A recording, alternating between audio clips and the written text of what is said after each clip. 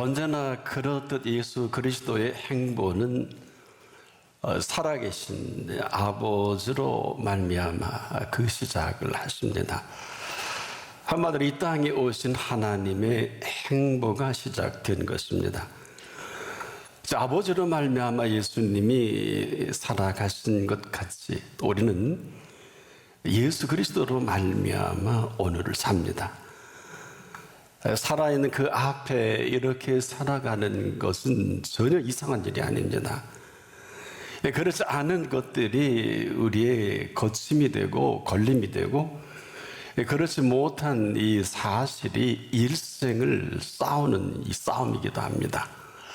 사실 그 안에 살아간다는 것은 두 가지 어느 누구도 상상 못할 이 사실이 펼쳐집니다. 그 하나는 절대로 망할까 염려하지 않습니다. 또 한 가지 사실은 절대로 죽을까 염려할 수 없습니다. 이 사실을 예수님이 친히 33년의 전체를 통해서 아주 낱낱이 아마 고통을 당하셨다면 예수님만 하겠습니까? 침뱉고 조롱 그리고 비아냥 그같이 의식고 엄청난 은총을 입은 사람들의 손에 비참한 죽음을 맞이하기도 한 것입니다. 그래서 사람이 그렇게 함부로 죽는 것도 아니고 죽을 수도 없는 인생을 우리에게 그대로 펼쳐 보여주신 것입니다. 이런 사람은 지금 하루를 산다 할지라도 그리고 마감을 한다 해도 축제입니다. 그 이유는 이 생명은 그대로 하루를 죽다 마감을 해도 생명의 열매를 맺는 시간입니다. 하루든 일주일이든 한 달이든 1년이든 10년이든 또 100년을 산다 해도 이 살아계신 하나님 앞에 얼마나 복되고 풍성한 것을 만끽하느냐, 그리고 나서 그 앞에 설 수 있는 시간을 할애받은 것이기도 하죠. 그래서 그분 앞에 있는 사람은 감히 함부로 말을 할 수 없는 것을 그 앞에 있지 아니하면 별소리를 다 합니다만은 절대로 어떤 일이든 망할까 이런 염려는 할 필요가 없어요. 또 죽을까 하는 이러한 염려도 전혀 관계가 없는 사람입니다. 이런 거예요. 우리가 먹는 음식은 우리가 마음껏 먹으면 아주 그 배가 부르죠. 생명의 양식도 마찬가지입니다. 우리가 지금 안 먹어서 이렇게 피폐하고 안 먹어서 문제가 되는 것이지, 이 생명의 양식은 먹기만 하면 그대로 이것은 우리 영혼의 기쁨이고 즐거움입니다. 만일에 영혼의 기쁨과 즐거움이 없으면 이 사람은 먹지 않은 사람입니다. 확연하게 구분이 됩니다. 일평생을 그분을 믿어도 이 말씀을 먹지 않으면, 생명의 양식이 꼴이 되지 않으면 인생의 꼴이 말이 아닙니다. 하지만 이 생명의 양식은 먹기만 하면 그대로 내가 감당할 수 없는 기쁨과 즐거움으로 충만하게 하는 생명의 꼴입니다. 그래서 고집 피울 수가 없는데, 나 은혜 받고 설교 들었는데 거짓말하지 마십시오. 하루를 속이지 마십시오. 자신을 속이지 마십시오. 생명의 양식은 먹기만 하면 기쁨과 즐거움으로 충만해지는 것입니다. 그렇지 않은 사람들이 어떤 이유, 어떤 핑계도 듣기만 한 사람이고 보기만 한 사람입니다. 그래서 예수님이 친히 하신 말씀 그대로 살아계신 아버지로 말미암아 사는 것 같이 이 본문에 표현하신 것은, 너희도 네가 살려고 하면 나로 말미암아 살아가는 것이 지극히 당연하다. 지금도 살아계신 그분 앞입니다. 그래서 살아계신 그분 앞에 이 사실로 살아가는, 전혀 이상한 것도 아니고 무리할 것도 없어요. 헤아리 이처럼 당연한 게 없습니다. 그런데 이 당연한 것을 당연하게 여기지 않고 살아가는, 당연하지 않는 이 삶이 우리 주변의 비명과 지금도 이 일로 인해서 참 우리가 듣기도 힘들고 보기도 어려운 일들이, 한마디로 이것을 당연하게 여기지 않는 것처럼 삶이 어렵고 힘들 수 없는 거예요. 여기서부터 삶이 만만치 않은 것을 우리가 그대로 경험하는데, 분명한 것은 헤아려 삶처럼 오묘하고 신비로운 것은 없습니다. 이 사실을 제대로 알지 못하고 살아가는 어렵고 힘든 것은 혹 있을런지 모르겠어요. 여러분, 삶처럼 신비롭고 오묘한 것을 만나본 일이 있나요? 이것은 생명의 양식을 먹음으로 우리에게 이 신비의 세계를 보게 하고 듣게 하고 만나게 하시는 것입니다. 지금도 우리가 생명의 꼴을 먹는다는 것은 보통 심각한 일이 아니에요. 이 말씀이 들려진다. 어떤 사람은 그래요. 심지어 목회자라도 선교사라도 어떤 사람이라도 말씀이 들려지지 않으면 해선 절대로 안 될 일을 할 수밖에 없습니다. 이것이 힘들고 어려운 것입니다.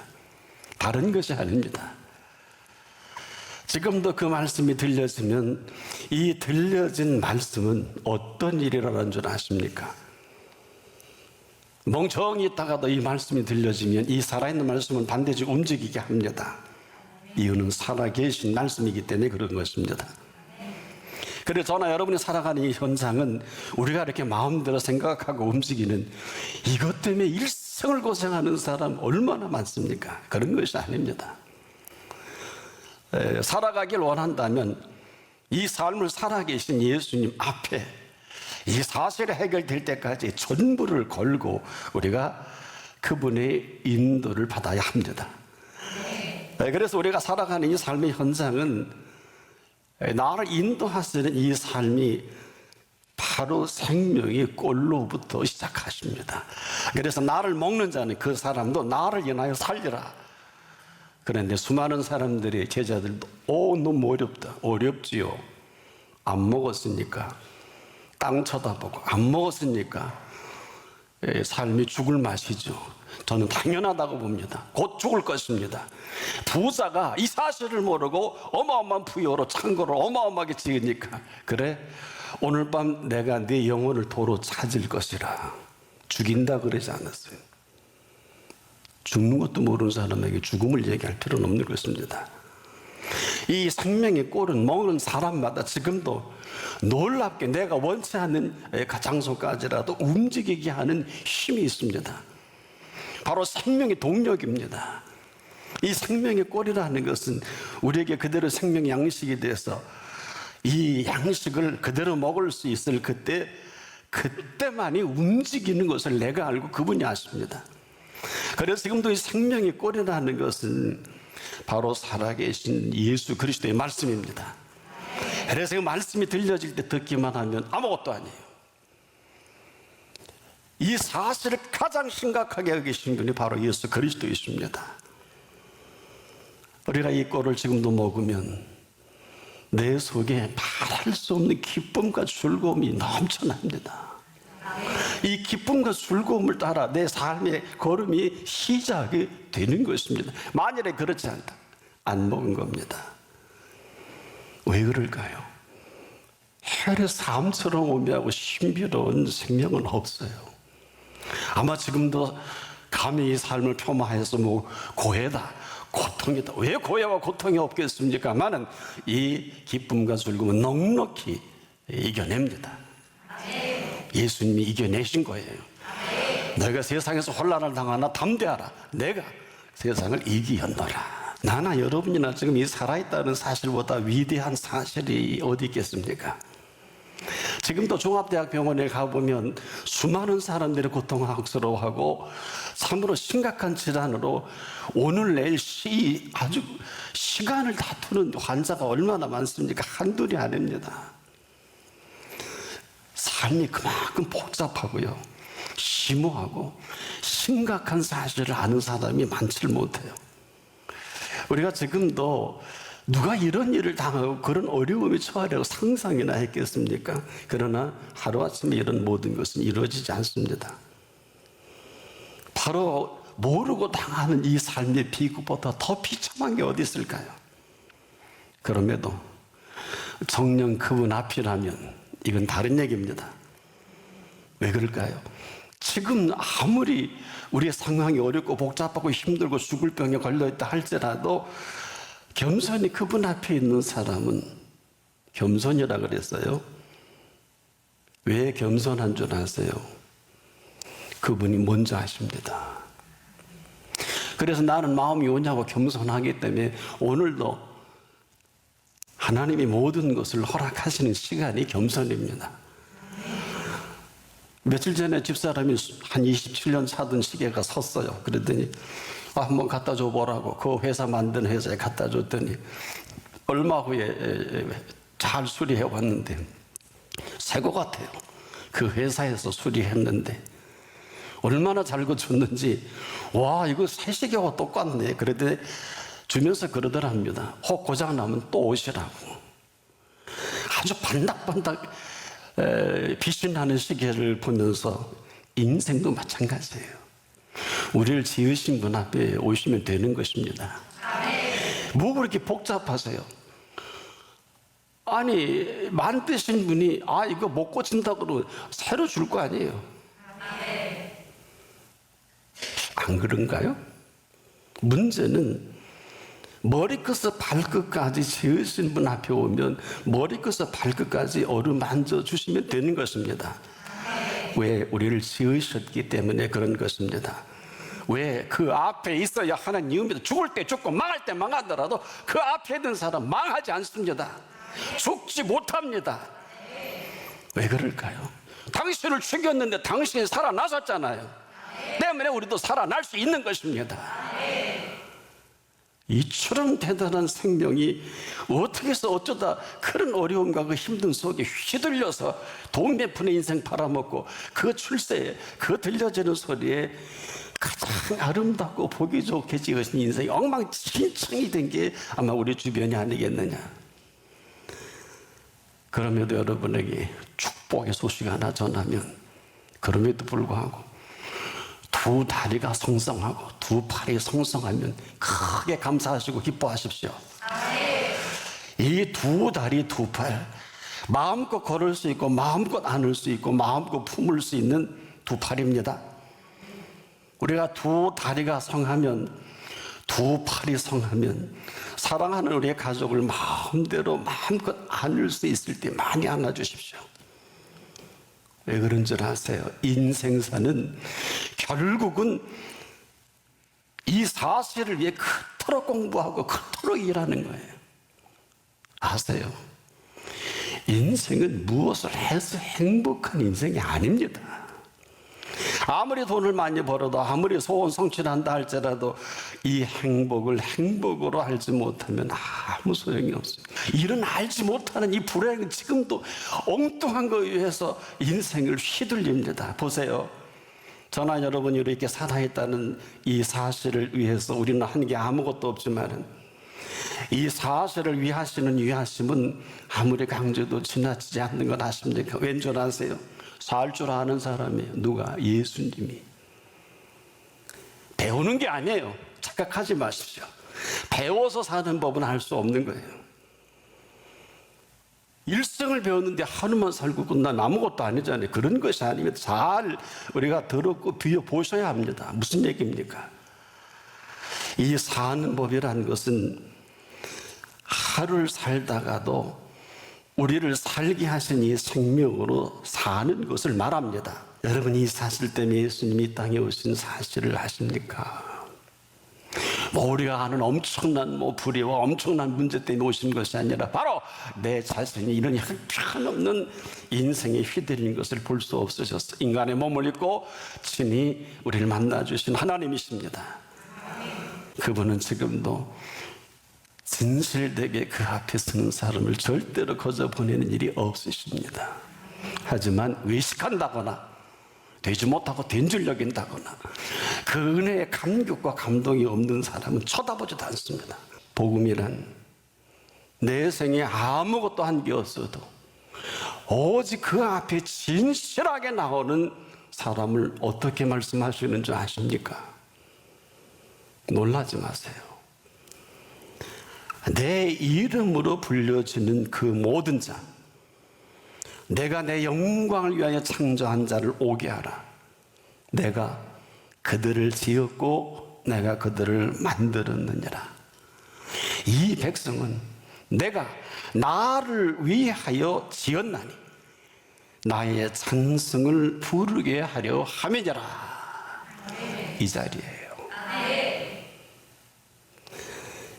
여러분, 이 자리가 우린 지금도 허물과 부족뿐이죠.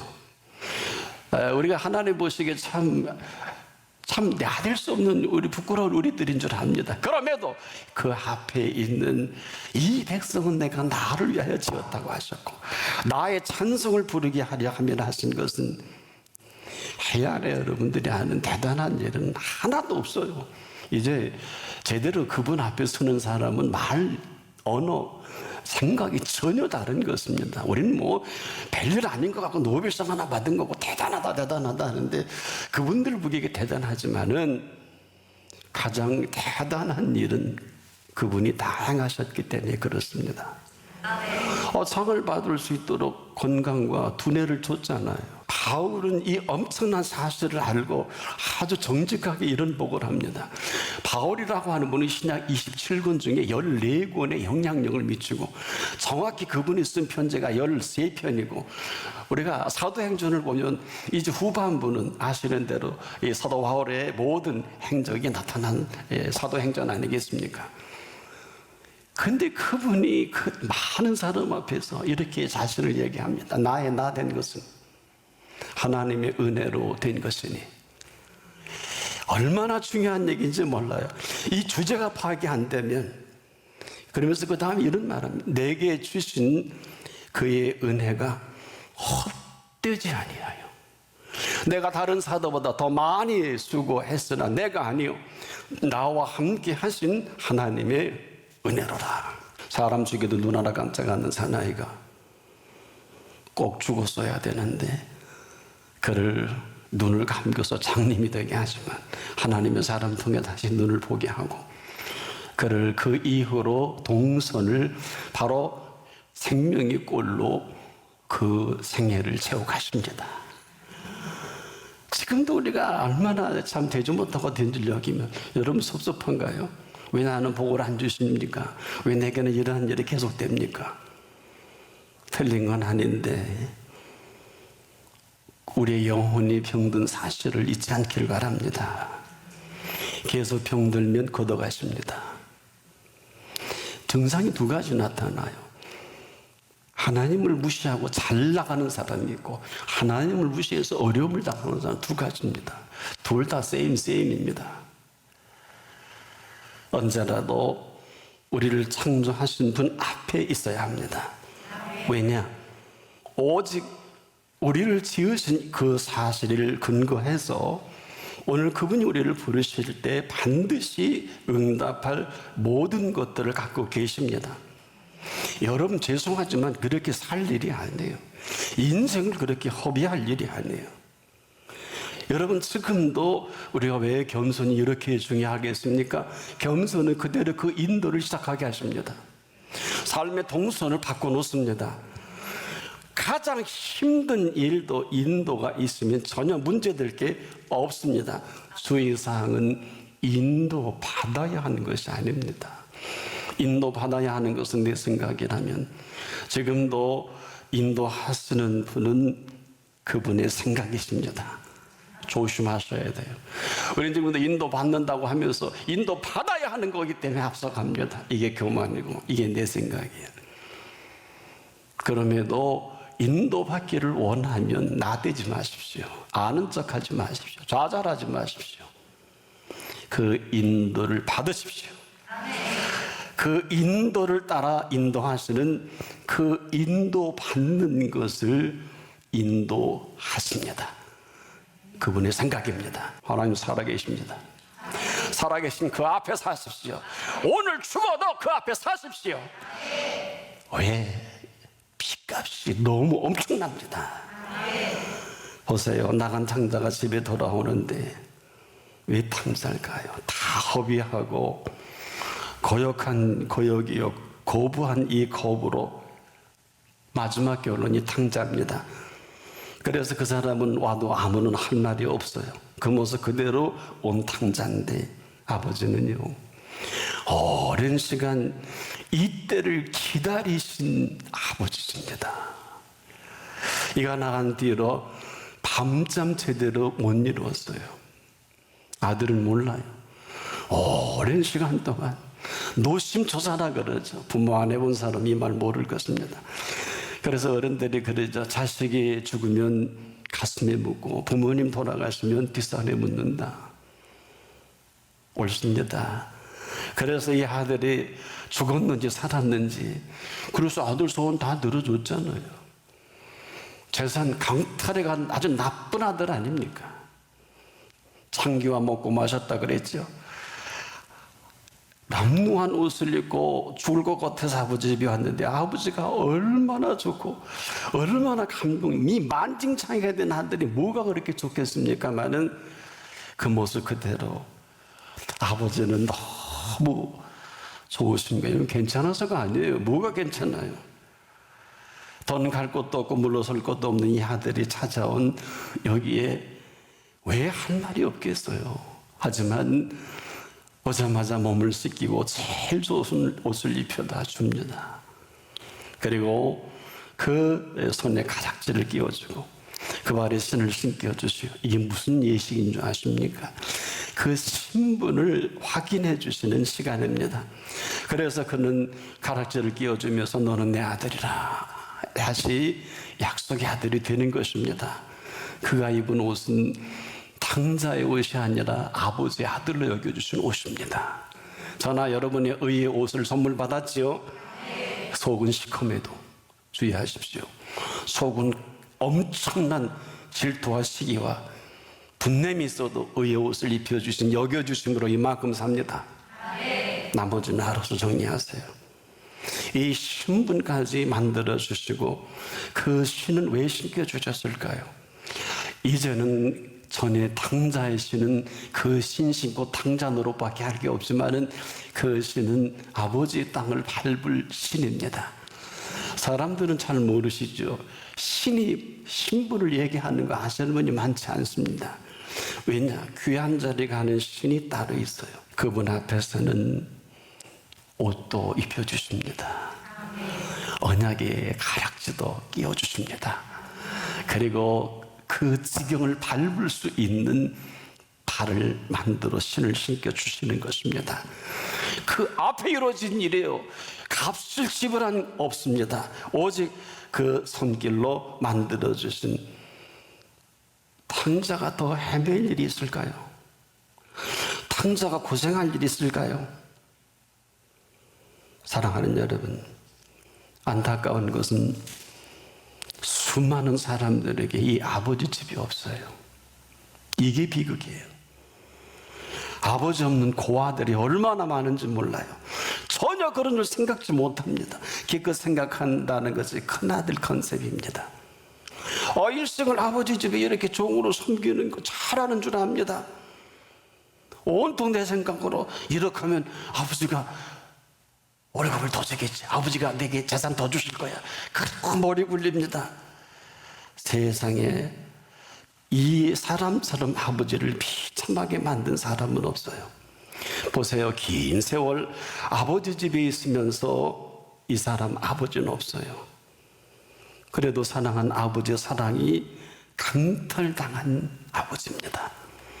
지금 그 순간, 아니 이 순간까지라도 사랑해 주신 아버지 앞에 있는 아들이 아닙니다. 그 긴 세월 아버지는 여전히 사랑해 주시는데 사랑과 전혀 관계없이 말하고 행동하고, 왜 그럴까요? 아들은 종으로 열심히 살면 되는 줄 압니다. 차라리 아버지가 둘째 놈이 왔으니 망정이지, 그나마 더 돌아오지 않았다면 오히려 아버지가 땅을 칠 일이 우리가 아닙니다.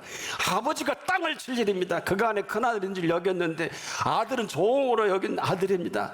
아주 잘하는 줄 알고 아주 센 줄 알고 이렇게 하는 것이, 난 다른 사람 이렇게 못하는 사람 비판까지 합니다. 종 노릇하는 것은 그럴 수밖에 없습니다. 아니어도 이렇게 할 수가 없고, 어처구니도 이런 어처구니가 어디 있겠어요? 제가 정중히 물었겠습니다. 여러분의 아버지는 어디 계십니까?